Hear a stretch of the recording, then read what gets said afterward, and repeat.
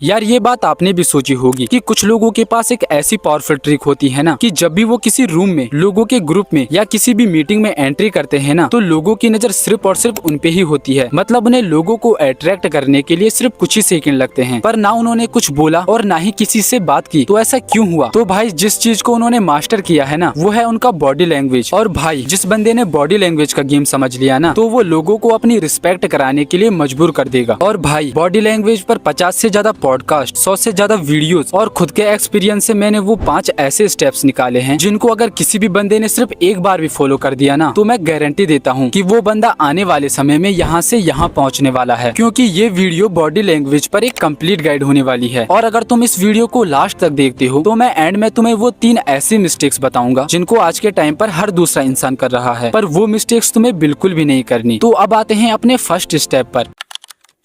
तो भाई एक कॉन्फिडेंट बॉडी लैंग्वेज का सबसे पहला पार्ट ये होता है कि तुम खड़े कैसे होते हो, और यही तुम्हारा पहला इंप्रेशन होता है। बट पता नहीं कुछ लोग ये क्यों सोचते हैं कि सिर्फ लुक्स और कपड़े ही मैटर करते हैं, पर भाई ये रियलिटी नहीं है। हाँ ये सच है कि पहले मैं भी यही सोचता था कि सिर्फ लुक्स और कपड़े ही मैटर करते हैं, पर जब मैंने बॉडी लैंग्वेज पर रिसर्च की और इन पॉइंट्स को खुद पर अप्लाई किया तो मुझे पता चला कि जिसको मैं आज तक रियलिटी समझता था वो तो बस एक ट्रैप था। और इसीलिए मैंने तुम्हारा ये भ्रम पहले ही फर्स्ट स्टेप में ही क्लियर कर दिया ताकि तुम जितनी जल्दी हो सके इस ट्रैप से बाहर निकल पाओ। और मेरे भाई रियलिटी तो ये है कि तुम्हारा पोस्चर ही सबसे पहले बोलता है। अगर तुम झुके हुए हो, शोल्डर्स डाउन है और तुम्हारी गर्दन भी नीचे है तो फिर सामने वाला बंदा समझ जाता है कि तुम कॉन्फिडेंट नहीं हो। पर जब तुम सीधा खड़े होते हो, शोल्डर से रिलैक्स होते हैं और गर्दन भी स्ट्रेट होती है तो फिर तुम इंस्टेंटली अट्रैक्टिव और कॉन्फिडेंट लगने लगते हो, वो भी बिना एक शब्द बोले। और यही छोटी छोटी चीजें तुम्हें देखने का पूरा माइंडसेट चेंज कर देती है। और हाँ, जब भी तुम सीधे खड़े होते हो ना तो तुम्हारी वॉइस भी ऑटोमेटिकली बेटर लगने लगती है। और तुम्हें यकीन ना आ रहा हो तो फोन को साइड में रखो और एक ही शब्द को 2 बार बोलो, एक बार गर्दन और पोस्चर को नीचे रख के और एक बार सीधे खड़े होकर। तुम्हें डिफरेंस खुद दिख रहा होगा क्योंकि एक सीधा पोस्चर वॉइस को स्ट्रॉन्ग और क्लियर बना देता है। और तुम्हें पता ना हो पर पोस्चर का इफेक्ट सिर्फ लोगों पर नहीं बल्कि तुम्हारे ब्रेन पर भी पड़ता है। जब भी तुम झुक कर खड़े होते हो ना तो तुम्हारा ब्रेन फील करता है कि यार मैं तो एक वीक इंसान हूँ, पर जब भी तुम सीधे खड़े होते हो ना तो तुम खुद नोटिस करना कि तुम्हारे दिमाग को सिग्नल मिलता है कि यार मैं तो कॉन्फिडेंट हूँ। और फिर वहीं से तुम्हारे बॉडी लैंग्वेज का ऑरा बिल्ड होने लगता है। तो याद रहे, कभी कभी तुम्हारा पोस्चर ही तुम्हारे बारे में वो कह देता है जो तुम्हारे शब्द नहीं कह पाते। तो इस स्टेप को फॉलो करो और अपने पोस्चर को इम्प्रूव करना स्टार्ट कर दो।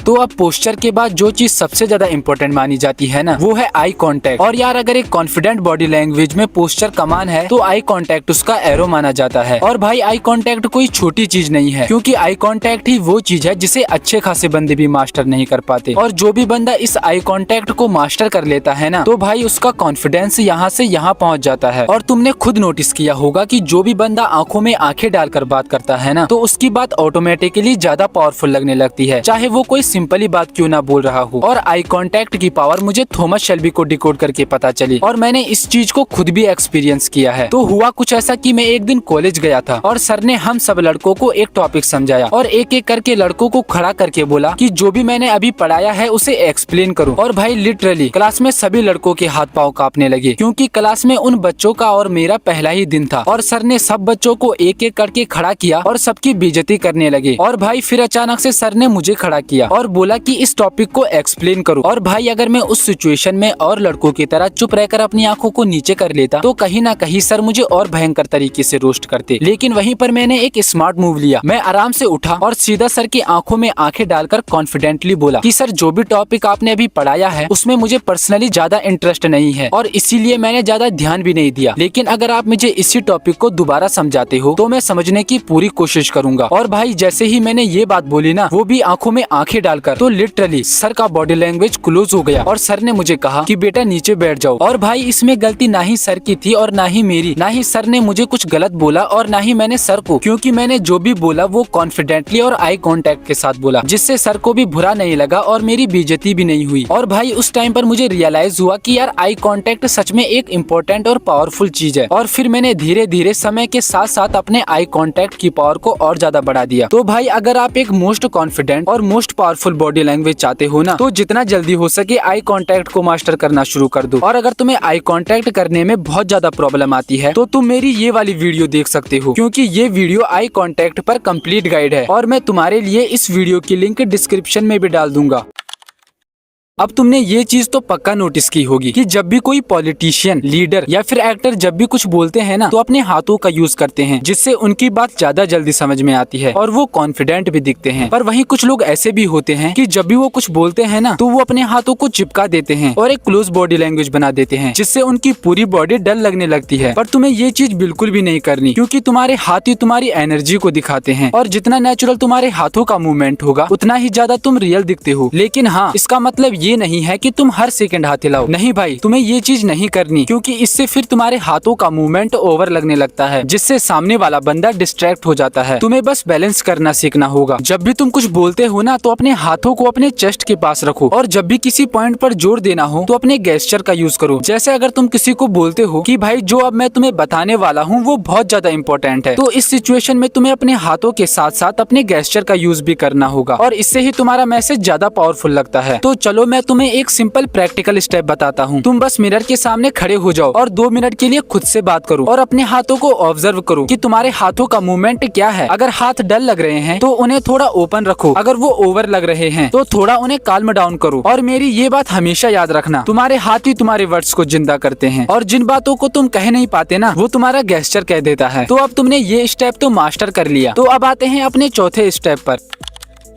तो देखो भाई, जब भी तुम किसी से बात करने जाते हो ना तो लोग तुम्हारे शब्दों से पहले तुम्हारे फेस को पढ़ लेते हैं। अगर तुम्हारा फेस ब्लैंक दिख रहा है तो चाहे तुम्हारे वर्ड्स कितने भी स्ट्रॉन्ग क्यों ना हो, उनका इम्पैक्ट आधा हो जाता है। और अगर तुम्हारे एक्सप्रेशन नेचुरल हैं, जैसे थोड़ा स्माइल, थोड़ा इमोशन, थोड़ा फील, तो बंदा ऑटोमेटिकली तुमसे कनेक्ट करने लगता है। तो बात सिंपल है, तुम्हारा चेहरा हमेशा वो बोलता है जो तुम्हारे शब्द नहीं बोल पाते। लेकिन अब कुछ लोग ये बोलते हैं कि भाई मैं तो नेचुरली एक्सप्रेशन लेस हूँ। पर भाई सच तो ये है कि हर किसी के फेस पे एक्सप्रेशन होते हैं, बस वो यूज करने की हैबिट चली गई होती है। क्योंकि आजकल लोग फोन में इतना घुस चुके हैं कि वो रियल लाइफ में रिएक्ट करना ही भूल गए हैं। अब सामने वाला बंदा कुछ भी फनी बोलता है ना तो बस वो हाँ करके निकल जाते हैं। लेकिन जब तुम बोलते वक्त अपने फेस को थोड़ा एक्सप्रेस करते हो, जैसे स्माइल, थोड़ा आईब्रो का मूवमेंट या थोड़ा शॉकिंग रिएक्ट, तो तुम जिंदा लगते हो, रियल लगते हो। और एक और सीक्रेट टिप, जब भी तुम किसी से बात कर रहे हो और उनकी बात पर रिएक्ट करते हो, जैसे हाँ, समझा, अच्छा, तो वो बंदा फील करता है कि तुम जेन्युइनली इंटरेस्टेड हो। और इसी को ही एक गुड कम्युनिकेशन बोला जाता है, जो बिना कुछ बोले ही लोगों को अपनी प्रेजेंस फील करा देता है। तो चलो अब आते हैं अपने लास्ट स्टेप पर।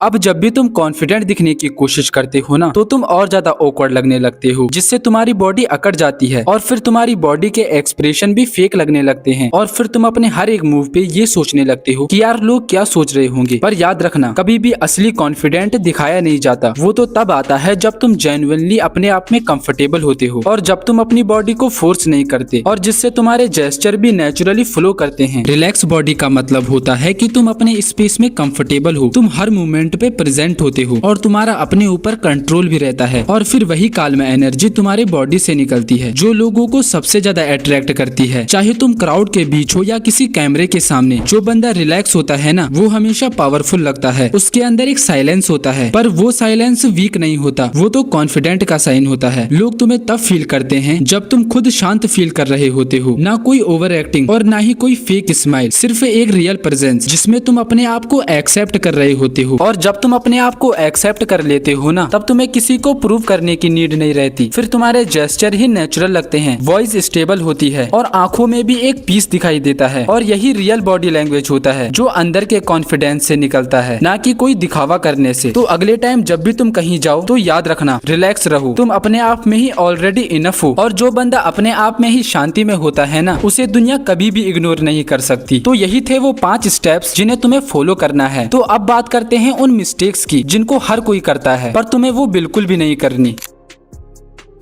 बाल सेट करना, टी शर्ट खींचना, हाथ क्रॉस करना और बार बार वॉच चेक करना, ये सब अननेसेसरी मूवमेंट कॉन्फिडेंस के साइन नहीं होते, बल्कि ये तो नर्वसनेस के साइन होते हैं। जब तुम बार बार अपने आप को एडजस्ट करते हो ना तो फिर सामने वाला बंदा तुरंत समझ जाता है कि तुम अनकंफर्टेबल हो। तो भाई बस थोड़ा स्टिल रहना सीखो। सबसे कॉन्फिडेंट लोग वो नहीं होते जो सबसे ज्यादा बोलते हैं, बल्कि वो होते हैं जो अननेसेसरी मूवमेंट नहीं करते। तो इस मिस्टेक को जितना जल्दी हो सके ठीक करो।